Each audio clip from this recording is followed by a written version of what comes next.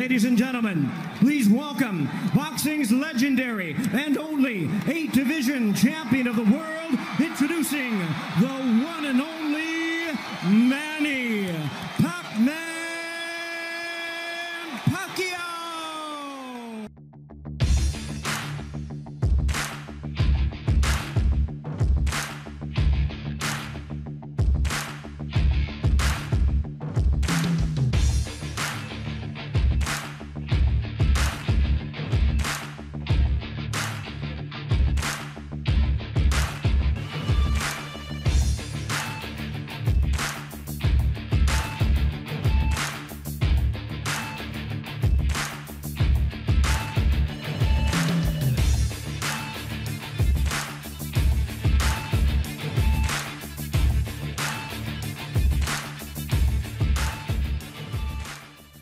Magandang araw kaibigan.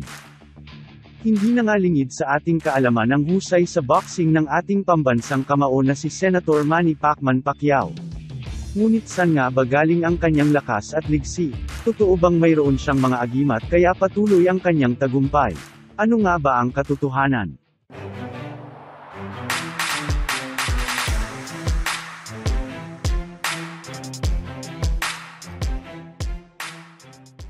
Bago natin simulan, maaari kang mag-subscribe sa channel na ito, upang maging updated ka sa mga susunod na bidyong ating ipalalabas.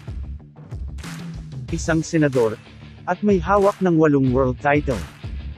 Ilan lamang yan sa mga narating ng ating pambansang kamao. Ngunit paano nga ba niya nakamit lahat ng ito? Marami ang haka-haka, na mayroon umanong agimat si Pacquiao, kaya't umabot siya sa kanyang estado ngayon.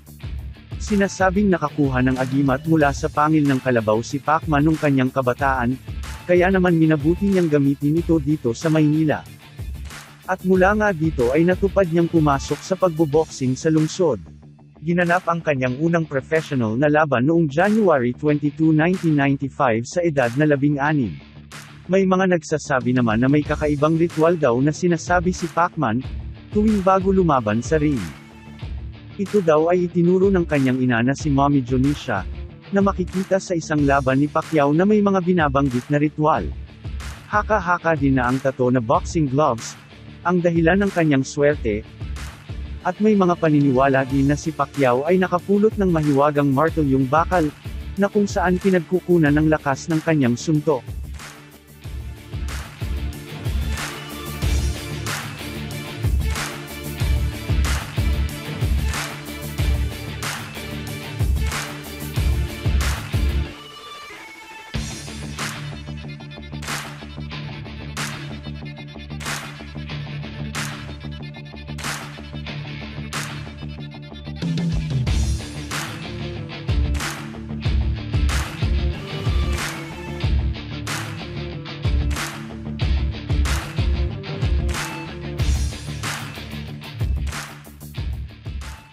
Ayon naman sa science, isang factor ng lakas ng suntok ni Pacman ay ang natural bone structure nito, lalo na ang kanyang arm wrist na sumusukat ng 8 inches.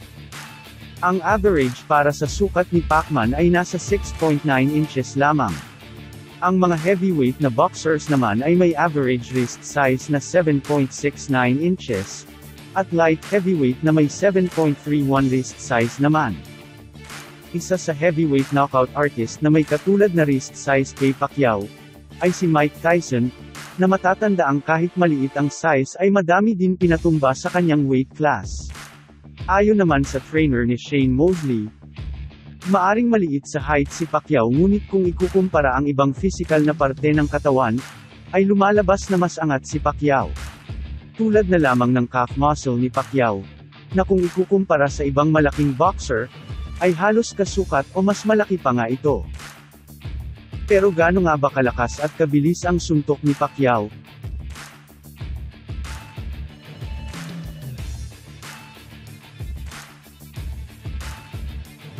.12 seconds ang bilis ng suntok ni Pacman. Mas mabilis pa sa 0.3 seconds na pagkurap ng mata.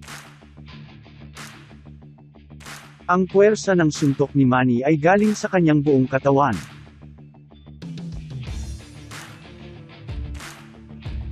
Ang lakas ng suntok naman niya ay may 806 pounds of force. Pag tinamaan ka ng suntok ni Pacman ay para kang tinamaan ng shotgun.